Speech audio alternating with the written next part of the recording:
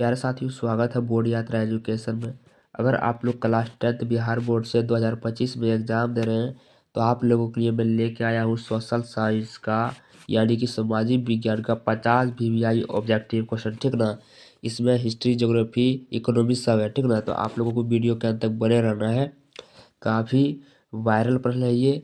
Viral प्रश्न का मतलब है कि मैं चुन चुन कर प्रश्न लाया हूँ जो कि एग्जाम में बार बार पूछे जाते हैं, ठीक ना। 1 से 2 साल में बार बार रिपीट कर ही देते हैं। तो ये 50 क्वेश्चन कर लीजिए। आपको एग्जाम हॉल में लगभग 50 में से कम 20 क्वेश्चन में गारंटी के साथ बोल सकता हूँ 20 क्वेश्चन लड़ जाएगा। जी हाँ प्यारे साथियों, 20 क्वेश्चन लड़ जाएगा सिर्फ 50 ऑब्जेक्टिव क्वेश्चन में। बस आपको वीडियो पूरा देखना है और शेयर भी करना है। 100% इसी से लड़ेगा। मैंने यहाँ पे लिखा है तो 100% इसी से लड़ेगा, तो इसी से लड़ेगा, ठीक ना। तो वीडियो के अंत तक बने रहिएगा और अपने दोस्तों के पास शेयर कर दीजिएगा। सिर्फ एक दोस्त के पास ही शेयर करना है। और आप लोगों की मदद से 200 सब्सक्राइबर पूरे हो गए हैं, ठीक ना। 200 सब्सक्राइबर पूरे हो गए हैं। बहुत बहुत थैंक यू प्यारे साथियों। तो चलिए बिना देरी के पहला क्वेश्चन करते हैं, ठीक ना। अगर आप लोग चैनल पर नए हैं तो चैनल को सब्सक्राइब जरूर कर लीजिएगा। तो पहला क्वेश्चन क्या है प्यारे साथियों? पहला क्वेश्चन है, सौर ऊर्जा निम्नलिखित में से कौन सा संसाधन है? सौर ऊर्जा जो है प्यारे साथियों वो कौन सा संसाधन है? तो पुनः प्रतियोग है, ठीक है। क्या होगा? पुनः प्रतियोग। ऑप्शन नंबर बी बिल्कुल सही आंसर हो जाएगा।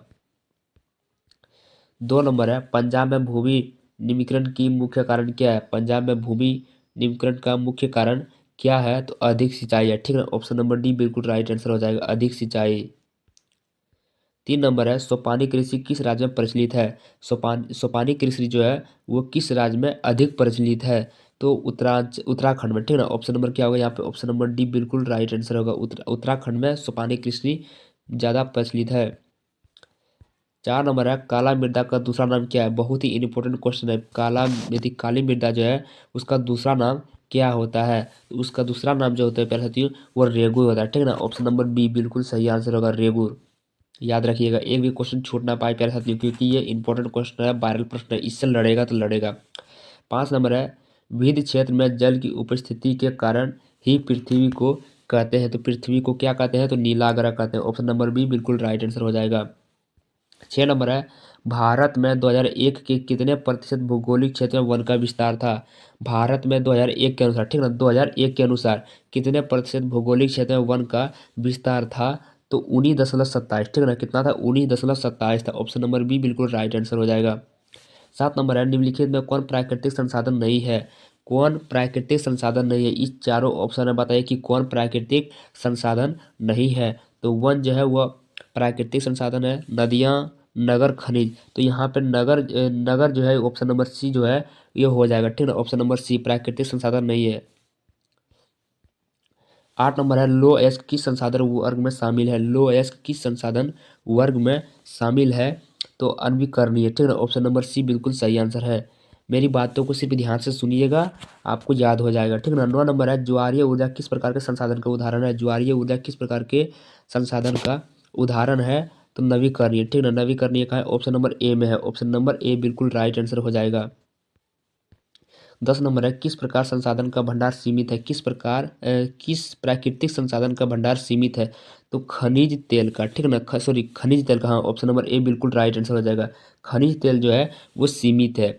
सीमित होने का मतलब है कि ये इतना, बस जैसे मान लीजिए कोई चीज़ इतना ही है, उससे ज़्यादा नहीं है। किसी दिन खनिज तेल खत्म हो सकता है, ठीक ना। सौर ऊर्जा उत्पन्न की जा सकती है, पवन ऊर्जा उत्पन्न की जा सकती है, जलीय ऊर्जा भी उत्पन्न की जा सकती है, लेकिन खनिज तेल जो है वो सीमित है। ऑप्शन नंबर ए यहाँ पे बिल्कुल सही हो जाएगा।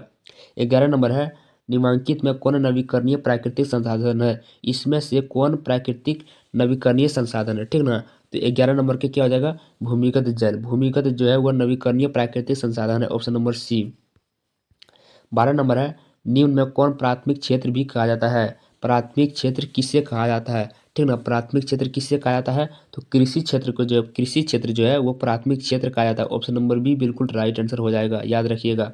और अभी तक आप लोगों ने लाइक नहीं किया तो लाइक कर दीजिए, सब्सक्राइब कर लीजिएगा ज़रूर, क्योंकि एग्जाम तक आप लोगों को काफ़ी अच्छे कंटेंट मिलते रहेंगे, ठीक ना। 13 नंबर है, किस क्षेत्र को द्वितीयक क्षेत्र कहा जाता है? प्राथमिक क्षेत्र कृषि क्षेत्र को कहा जाता है, लेकिन यहाँ पे पूछ रहा है कि द्वितीयक क्षेत्र। तो द्वितीयक क्षेत्र किसे कहा जाता है? द्वितीयक क्षेत्र जो है वो उद्योग को कहा जाता है, ठीक ना। द्वितीयक क्षेत्र उद्योग को कहा जाता है। ऑप्शन नंबर सी, जैसे बिजनेस उजनेस, ठीक ना। 14 नंबर है, निम्न में से कौन अर्थव्यवस्था के प्राथमिक क्षेत्र में सम्मिलित है? कौन अर्थव्यवस्था के प्राथमिक क्षेत्र में सम्मिलित है। तो चौथे नंबर का सही आंसर हो जाएगा कृषि क्षेत्र। कृषि क्षेत्र प्राथमिक क्षेत्र है, ठीक है। ऑप्शन नंबर बी बिल्कुल राइट आंसर हो जाएगा। 15 नंबर है, किस क्षेत्र को प्राथमिक क्षेत्र सीमित है? तो प्राथमिक क्षेत्र जो है यहाँ पे ऑप्शन नंबर बी हो जाएगा। देखिए बार बार क्वेश्चन रिपीट हो रहा है, कई बार पूछ चुका है, ठीक ना। 16 नंबर है, भारत में योजना आयोग का गठन कब किया गया था? भारत में योजना आयोग का गठन, बहुत ही इंपॉर्टेंट प्रश्न है, भारत में योजना आयोग का गठन कब किया गया था? तो 15 मार्च, ठीक ना, 15 मार्च याद रखिएगा 1950 ईस्वी को। ऑप्शन नंबर ए बिल्कुल राइट आंसर हो जाएगा, ऑप्शन नंबर ए, ठीक ना। भारत में योजना आयोग का गठन हुआ था 15 मार्च 1950 ईस्वी को। 17 नंबर है, इनमें से किस देश में मिश्रित अर्थव्यवस्था है? कि इस ये चार जो ऑप्शन है, ये कौन ऐसा देश है जिसमें मिश्रित अर्थव्यवस्था है? तो बहुत ही आसान क्वेश्चन है ये और बहुत बार पूछा गया है। तो भारत जो अपना देश है, भारत जो अपना देश है, इसमें मिश्रित अर्थव्यवस्था है। 18 नंबर है, इनमें से किसे पिछड़ा राज्य कहा जाता है? ये चार ऑप्शन है, इसमें से किसे पिछड़ा राज्य कहा जाता है? तो हमारे बिहार को कहा जाता है, ठीक ना, हमारे बिहार को पिछड़ा राज्य कहा जाता है। ऑप्शन नंबर सी बिल्कुल सही आंसर हो जाएगा। 19 नंबर है, भारत में सेवा क्षेत्र को सामान्यतः कितने भागों में बांटा जा सकता है? भारत में सेवा क्षेत्र को सामान्यतः कितने भागों में बांटा जा सकता है प्यारे साथियों? तो 2 भागों में बांटा जा सकता है, ठीक ना। ऑप्शन नंबर ए यहाँ पे बिल्कुल सही आंसर हो जाएगा। आप लोग वीडियो के अंत तक जरूर बने रहिएगा। 50 क्वेश्चन है, बहुत ही आसान क्वेश्चन है और याद होने वाला क्वेश्चन है और बोर्ड एग्जाम में लड़ने वाला भी क्वेश्चन है, ठीक ना। 20 नंबर है, अर्थव्यवस्था की आर्थिक क्रियाओं को कितने भागों में बांटा जा सकता है? अर्थव्यवस्था की आर्थिक क्रियाओं को कितने भागों में बांटा जा सकता है प्यारे साथियों? तो 20 नंबर का ये क्वेश्चन है, इसका 3 भागों में बांट सकते हैं, ठीक ना। Option number B, option number B बिल्कुल राइट आंसर है। 21 नंबर है, सन 2008 और 9 के अनुसार सन 2008 या 9 के अनुसार, मतलब 8 से 9 के अनुसार भारत की औसत प्रति व्यक्ति आय थी, औसत प्रति व्यक्ति आय कितनी थी? तो 25,494 रुपये थे, ठीक ना, 25,494 रुपये। ऑप्शन नंबर बी बिल्कुल सही आंसर है। 22 नंबर है, स्वतंत्रता प्राप्ति के बाद भारत का मुख्य आर्थिक उद्देश्य है। स्वतंत्रता प्राप्ति के बाद भारत का मुख्य आर्थिक उद्देश्य क्या था? तो आर्थिक उद्देश्य यहाँ पे तीव्र आर्थिक विकास भी उद्देश्य था, उत्पादक रोजगार सृजन ये भी था, निर्धनता निवारण ये भी था। इसका मतलब ऑप्शन नंबर डी बिल्कुल सही आंसर हो जाएगा, ठीक ना। 23 नंबर है, आर्थिक विकास की माप के लिए सबसे उपयुक्त सूचांक है। आर्थिक विकास की मापांक के लिए सबसे उपयुक्त सूचांक है। तो इसका सही आंसर क्या आ जाएगा? इसका सही आंसर हो जाएगा प्रति व्यक्ति आय, ठीक ना, प्रति व्यक्ति आय। ऑप्शन नंबर बी बिल्कुल राइट आंसर है।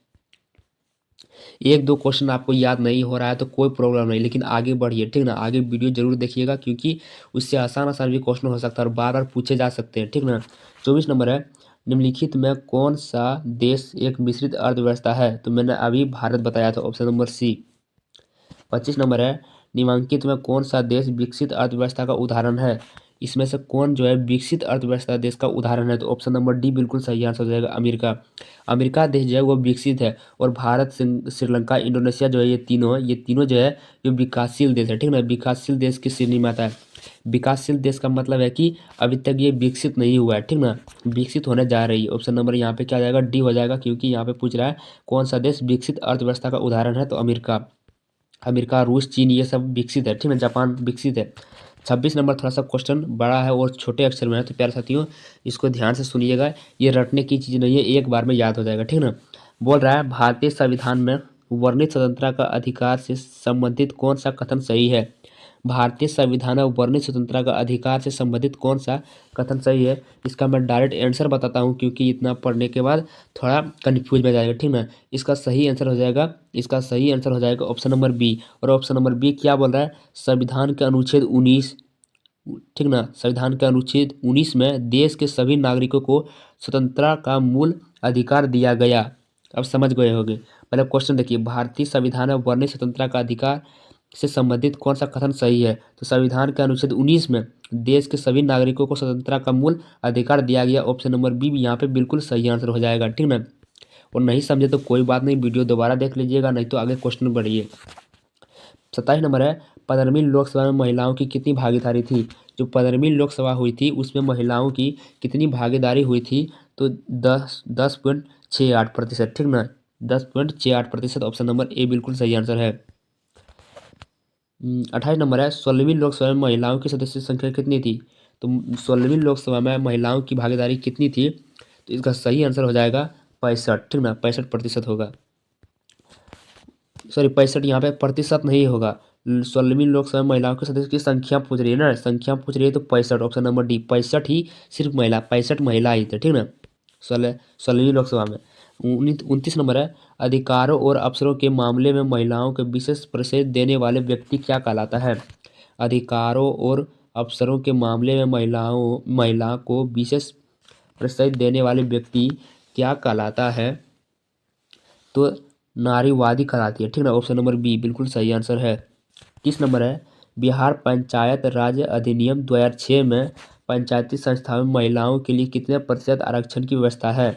देखिए इसको बहुत ही आसान क्वेश्चन है। बिहार पंचायत राज अधिनियम 2006 में पंचायती संस्था में महिलाओं के लिए कितने प्रतिशत आरक्षण की व्यवस्था है? तो इसका सही आंसर हो जाएगा 50%, ठीक ना, 50%, ऑप्शन नंबर सी होगा यहाँ पे बिल्कुल सही।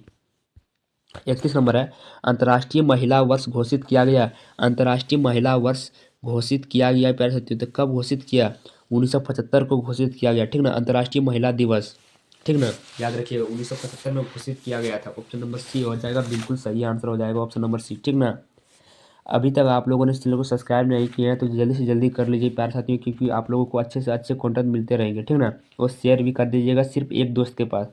32 नंबर है, 2011 की जनगणना के अनुसार भारत में कितने प्रतिशत महिलाएं साक्षर हैं? 2001 की जनगणना के अनुसार भारत में कितने प्रतिशत महिलाएं साक्षर हैं? तो इसका सही आंसर हो जाएगा 64.6% साक्षर है, ठीक ना। 33 नंबर है, भारत में पंचायती राज की संस्थाओं में महिलाओं के लिए कितने प्रतिशत आरक्षण कर दिए गया? 33 नंबर है, भारत में पंचायती राज की संस्थाओं में, ठीक ना, महिलाओं के लिए कितने प्रतिशत आरक्षण कर दिया गया था? तो कितने प्रतिशत कर दिया गया था?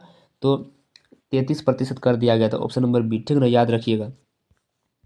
34 नंबर है, एक आदमी अपना सब कुछ छोड़ सकता है, एक आदमी अपना सब कुछ छोड़ सकता है परंतु वह जाति व्यवस्था में अपने विश्वास की तिलांजलि क्या है, तिलांजलि नहीं दे सकता। ये कथन है, ये कथन किसका है प्यारे साथियों? ये कथन जो है जगजीवन राम की है, ऑप्शन नंबर डी।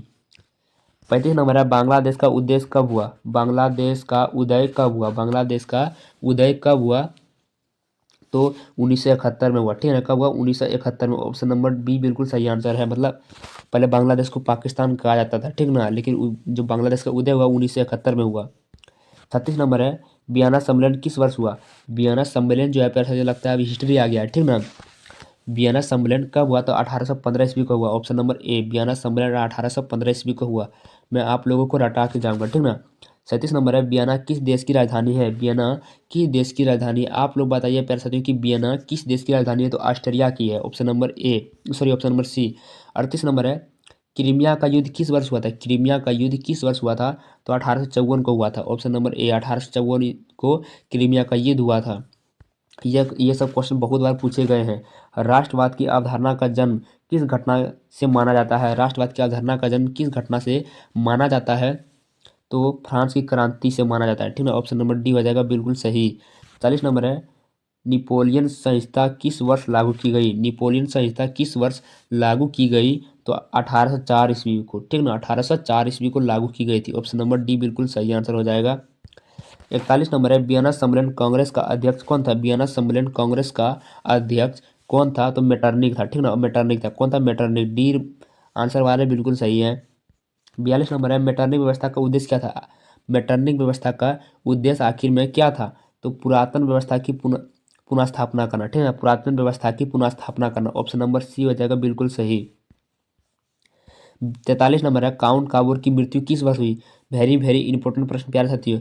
काउंट काबूर की मृत्यु किस वर्ष हुई? बोल रहा है कि काउंट काबूर की मृत्यु किस वर्ष हुई? तो 1862 को हुई थी, ठीक है, कब हुई थी? 1862 ईस्वी को, ऑप्शन नंबर बी बिल्कुल सही आंसर है। 44 नंबर है, इटली और जर्मनी के एकीकरण का विरोध कौन था? इटली और जर्मनी के एकीकरण का विरोधी कौन था? ध्यान से सुनिएगा, इसको बहुत बार पूछा गया, इटली और जर्मनी के एकीकरण का विरोधी कौन था? तो एक ही आदमी हो सकता है, एक ही, इसमें उसका मतलब है ऑस्ट्रिया, ऑस्ट्रिया ही विरोधी था, ठीक ना। 45 नंबर है, जर्मनी का एकीकरण किस वर्ष पूर्ण हुआ? जर्मनी का एकीकरण किस वर्ष पूर्ण हुआ? तो जर्मनी का एकीकरण जो है वो 1871 को पूर्ण हुआ, ठीक ना, 1871 ईस्वी को। ऑप्शन नंबर डी बिल्कुल सही आंसर है। 46 नंबर है, लाल कुर्ते का गठन किसने किया था? लाल कुर्ते का गठन किसने किया था? लाल कुर्ते का गठन किसने किया था? तो गेरिबाल्डी ने किया था। प्यारे साथियों, ये हिस्ट्री इसीलिए मैं 2-3 बार बोल रहा हूँ, ठीक है ना, क्योंकि आप लोगों को याद हो जाए। तो लाल कुर्ते का गठन किसने किया था? गेरिबाल्डी ने की थी। ऑप्शन नंबर सी बिल्कुल सही आंसर है। जालवे रायन संघ की स्थापना किस वर्ष हुआ? जालवे रायन संघ की स्थापना किस वर्ष हुआ? तो 1834 का हुआ। कब हुआ? 1834 ईस्वी को। जालवे रायन संघ की स्थापना 1834 ईस्वी को हुआ। ऑप्शन नंबर सी बिल्कुल सही आंसर है। 48 नंबर है, गास्टिन की संधि किस वर्ष हुई? गास्टिन की संधि किस वर्ष हुई? गास्टिन की संधि किस वर्ष हुई? तो 1865 को हुई, ठीक ना। गास्टिन की संधि 1865 ईस्वी को हुई। ऑप्शन नंबर बी बिल्कुल सही आंसर है। 49 नंबर है, लगभग अब 2 क्वेश्चन बचे हैं, लगभग क्या सिर्फ 2 ही क्वेश्चन बचे हैं। यूरोपीय यूरोपीय सभ्यता का पालना किसे कहा जाता था? यूरोपीय सभ्यता का पालना किसे कहा जाता था? तो यूनान को कहा जाता था। ऑप्शन नंबर डी बिल्कुल सही है, बिल्कुल सही है, यूनान को कहा जाता था, ठीक ना। अब है लास्ट क्वेश्चन, वो है 50वां। 50वां क्वेश्चन क्या बोल रहे हैं? एड्रियानिपुल की संधि किस वर्ष हुई? देखिए लास्ट क्वेश्चन यही है, एड्रियानिपुल की संधि किस वर्ष हुई? तो एड्रियानिपुल की संधि जो है वो 1829 ईस्वी को हुई, ठीक ना, 1829 ईस्वी को। एड्रियानिपुल की संधि 1829 ईस्वी को हुई। प्यारे साथियों, उम्मीद करता हूँ आप लोगों को क्वेश्चन काफ़ी अच्छा लगा होगा और काफ़ी याद भी हो गए, ठीक ना। अगर याद नहीं हुए तो एक बार वीडियो जरूर देखिएगा और शेयर जरूर कर दीजिएगा। सिर्फ एक बार शेयर कीजिएगा किसी एक दोस्त के पास जो आपका ज़्यादा करीबी हो, ठीक ना। तो धन्यवाद साथियों, अंत तक बने रहने के लिए, और लाइक सब्सक्राइब जरूर कीजिएगा। धन्यवाद।